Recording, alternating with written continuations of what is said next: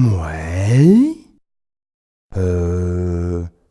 Mouais. Je conçois depuis la nuit des temps les mythes, les contes et les légendes qui tissent le devenir des humains. Il était une fois, en ces temps reculés, c'était le tout début du monde. La terre était encore un chaos de roches informes, de déserts pierreux et stériles. La vie n'était pas encore sortie des vastes fleuves qui parcouraient les rives de ces déserts, des torrents qui dévalaient les pentes de ces montagnes arides. Le ciel était plongé dans une obscurité totale, dans une opacité de poussière. Seule sur cette terre de détresse, la petite araignée annoncée tissait vainement sa toile. Elle avait au fond de son cœur, cette petite araignée mâle, malgré la noirceur du ciel, un soleil qui brillait, et la certitude qu'au-delà de cette noirceur qui envahissait tout, ce soleil existait et brillait. Alors elle décida de monter jusqu'au sommet de la plus haute montagne qu'elle devinait dans cette brume noirâtre, pour découvrir peut-être le bien-aimé qui habitait son cœur. Elle gravit alors une colline, tissant le fil d'Ariane de son destin. Jamais elle n'avait osé s'aventurer ainsi. Elle n'hésita pas un instant, tant son cœur la portait vers celui qu'elle aimait. Elle marcha longtemps, gravissant des roches, traversant des déserts de pierre. Loin du pays qu'elle connaissait, une rivière lui barra la route, infranchissable. Non, elle ne retournerait pas en arrière.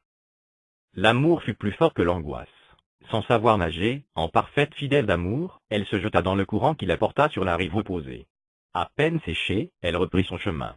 Elle marcha, montant sans trêve, escalada des collines, des montagnes. Longtemps, longtemps après, elle atteignit, exténuée, le plus haut sommet de la plus haute montagne de cette terre. Elle avait tissé un fil d'une longueur incommensurable. Elle eut soudain comme un vertige. À cet instant, elle vit que son ambition était démesurée, son amour impossible. Elle était toujours plongée au sein de la même obscurité terrible. Elle ne vit pas le bien-aimé, mais la même obscurité que tout en bas dans la plaine.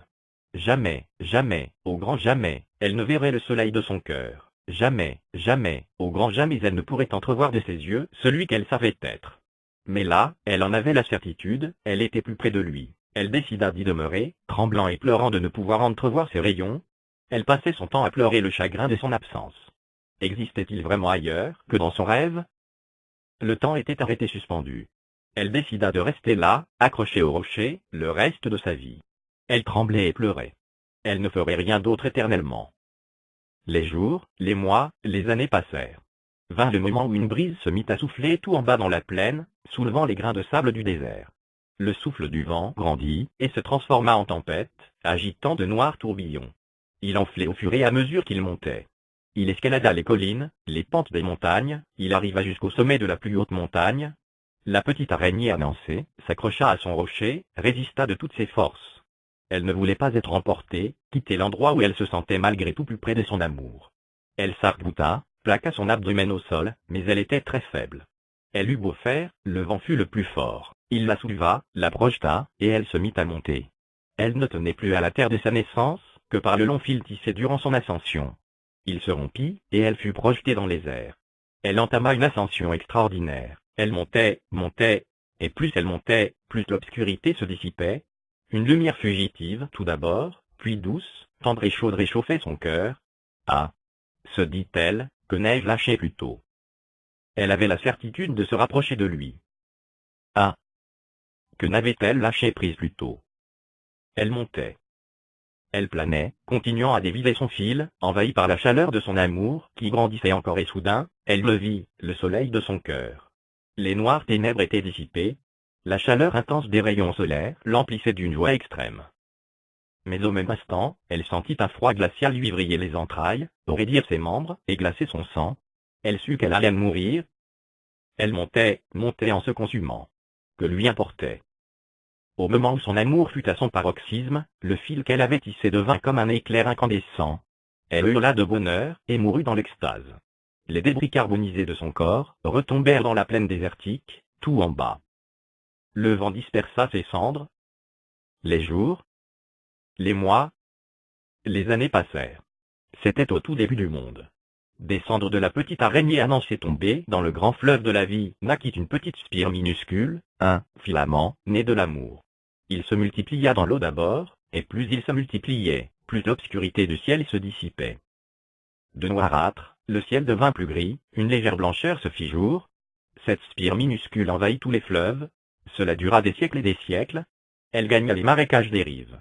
Elle devint mousse et lichen, envahit petit à petit les sols arides un jour, les ténèbres enfin dissipées laissèrent les rayons du soleil arriver jusqu'au sol et l'astre solaire se mit à briller dans le ciel de cette terre.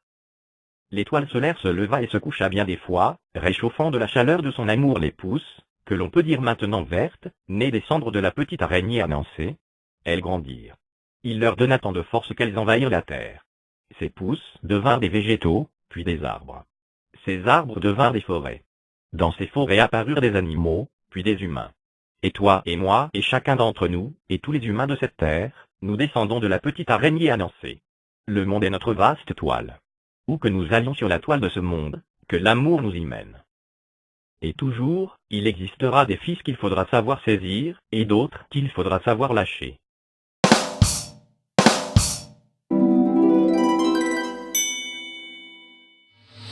Vous regardez trop Windows, merci d'être chez vous, bonsoir.